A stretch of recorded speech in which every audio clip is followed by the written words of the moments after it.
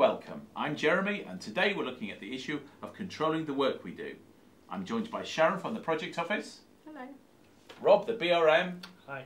And Julie from the Service Desk. So Sharon, tell us, what's this controlling the work we do concept all about? It's all to do with new work coming into the department and work that is already happening. At the moment it's a bit hit and miss and something has to be done. We've got work going on that no one knows about, we've got multiple requests in for the same thing, and we've got users who like to get their requests fast-tracked by going to their mates in IS. And guess what?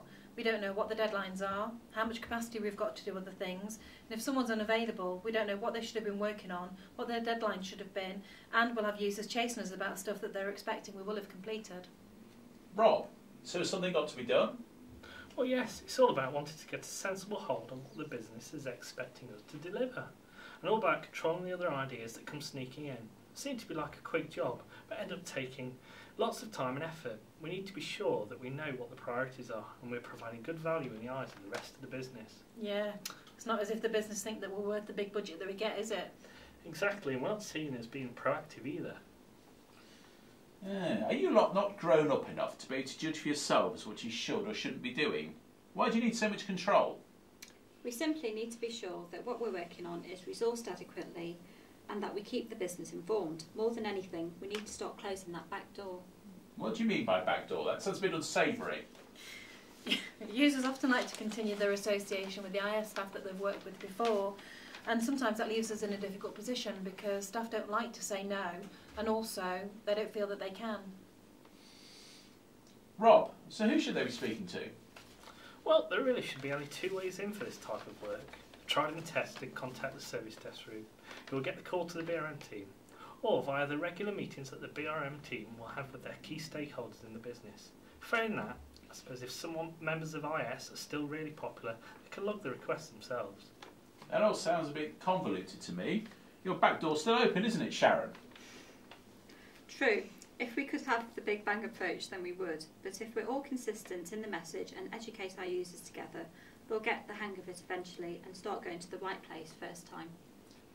That's all very well, but what about those people who enjoy researching and trying new things because they're passionate about their job and can see it working better? If they think they can make a difference to users, save time, money and effort in the long run, and it's something new and different for them to do, where's the harm in that?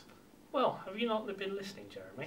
As I mentioned earlier, that work could be duplicated somewhere else, or it could even tie into a bigger initiative that has already kicked off.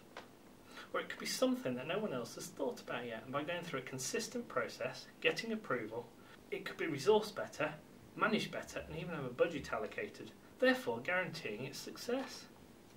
So like using the current thing we use called Radar. Exactly. The radar has moved into the hands of the BRM team, and we need to make it work better both for IS and the rest of the business. It's all about working as one team.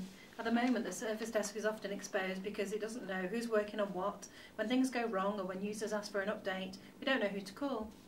And project managers don't always know what resources are available, and we can't be sure that projects will be delivered on time and within budget. Yes, and currently the business don't have an effective relationship with IS, so this might not fix all the world's problems, but this will sure make a massive difference. So all we need to be is make sure we have a consistent and united approach.